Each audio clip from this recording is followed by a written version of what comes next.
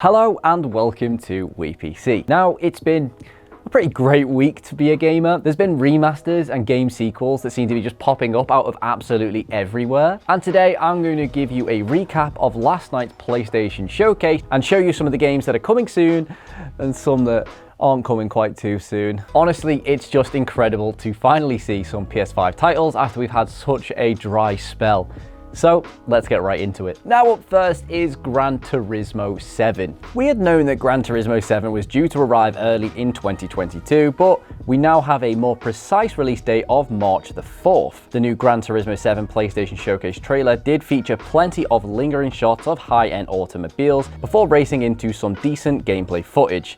We even get to see Willie's Jeep and some wacky concept cars that seriously wouldn't be out of place in a Batman movie. Next up is one of my favorite games and a highly anticipated continuation of a PlayStation classic, God of War Ragnarok. Although we don't have an official release date, we do have an official release year. God of War Ragnarok will be coming to PS5 in 2022.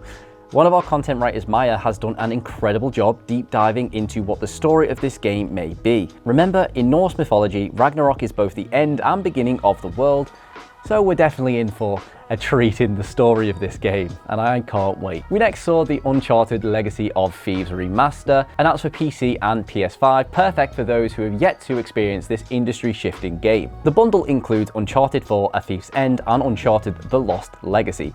It will be available in early 2022 for the PS5, whereas the PC version is still in development and is yet to have an exact release date. But after seeing some of the absolutely stunning screenshots, I can't wait to try it, and I've got a confession. I've been a PS5 gamer for about 10-15 years.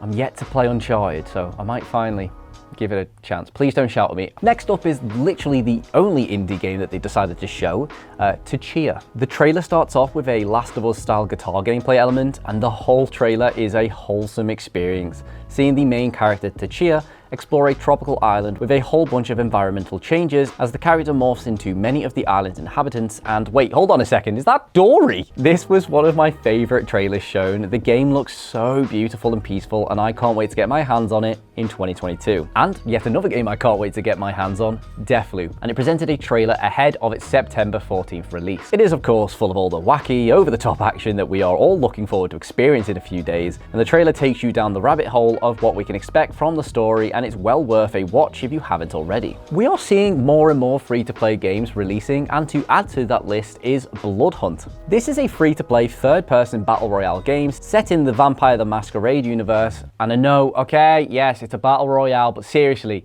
give this one a chance. The visuals are breathtaking, and the premise of being a vampire in a battle royale scenario is very intriguing to me, as you kill your enemy and then suck their blood to finish them off. It's gruesome, but it's very cool. Bloodhunt on PS5 has a performance target of 60 FPS and will make full use of the DualSense wireless controller, and sees a release window of this year, but no exact date. Hey, hey! We finally got to see some Guardians of the Galaxy story stuff. Sorry, I'm still not over it, kind of. The trailer is as wild as you would expect. The story takes place 12 years after an epic conflict known as the Galactic War. Yeah, sounds pretty Marvel, that. The trailer shows many of the comedic elements we were hoping for from the game, and even if Star-Lord does look a little off, we do get to see him sliding and blasting his way through various enemies and harnessing the elements using his elemental blasters that are tied to his DNA. The game comes to PS4 and PS5 October 26th of this year. The next title is another one I've been really looking forward to after Cyberpunk didn't really quench my neo-futuristic Tokyo quench, and it's Ghostwire Tokyo. Using the advanced hardware capabilities of the PS5, Tango Gameworks brings their vision of a haunted modern-day Tokyo to life. Utilizing the PS5 DualSense controller to its full capabilities, this game will use the built-in audio to bring the story to the player, as well as using it for in-game advantages such as detecting things normally not seen. In this game, players awaken in an abandoned street crossing as Tokyo's population just seemingly disappears, without a clue as to where they've gone or why. Now, if that isn't an incredible setup, then I don't know what is. GTA 5 is coming to PS5 in March 2022. That's it, no GTA 6, it's once again just GTA 5.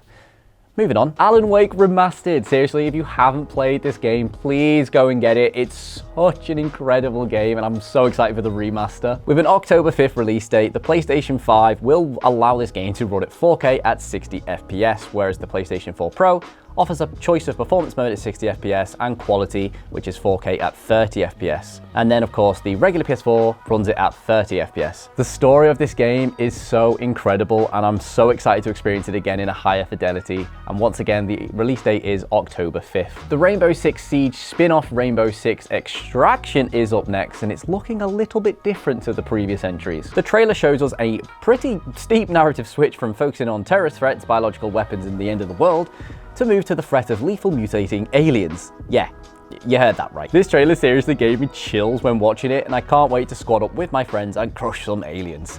The game will run at 4K resolution at 60 FPS with full HDR support, and beautiful particle effects, crisp lighting and shadows, and volumetric fog in HDR will plunge you deeper into the containment zones, and releases in January 2022. Square Enix's mysterious RPG Forspoken finally got a story introduction trailer. In the trailer, we see Frey, a gritty, street-smart young woman who has been magically transported to Athia, which is a land where fantasies and nightmares are suddenly very real. I'm a sucker for any Square Enix RPG, and this is getting added to my list of games to pick up. The transversal elements look absolutely incredible, and as do all the gameplay elements. And we do get a spring 2022 release date for the title. Borderlands fans, rejoice. Oh my god, we finally get another game, and it's Tiny Tina's Wonderlands. The trailer's shown us all the wonderful gameplay elements we expect from a Borderlands game, but the visuals are just absolutely...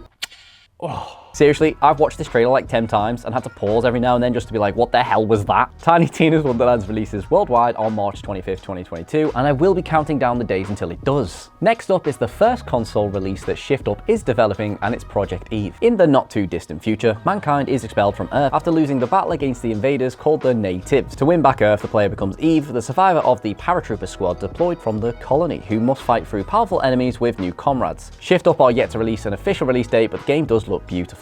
Okay, on to the last free announcement, and potentially my favourite free announcements. And starting first is a game that sent many fans into absolute hysterics: Star Wars Knights of the Old Republic. The remake is a timed PlayStation exclusive on console, meaning that the game won't be available on Xbox for some time after its PS5 release. Set 4,000 years before the events of the Skywalker Saga movie series, Knights of the Old Republic portrays a more civilized age in the Star Wars timeline, when the Galactic Republic was at its height and the Jedi and Sith were abundant. The main protagonist of the series is Revan, who since his 2003 debut in the original BioWare game has grown in stature to become potentially one of the most popular characters in Star Wars folklore. There is no official release date yet, but I do know that this trailer sent absolutely many into hysterics. And speaking of hysterics, the next game title that got released made me utter a noise that simply never has to be muttered ever again.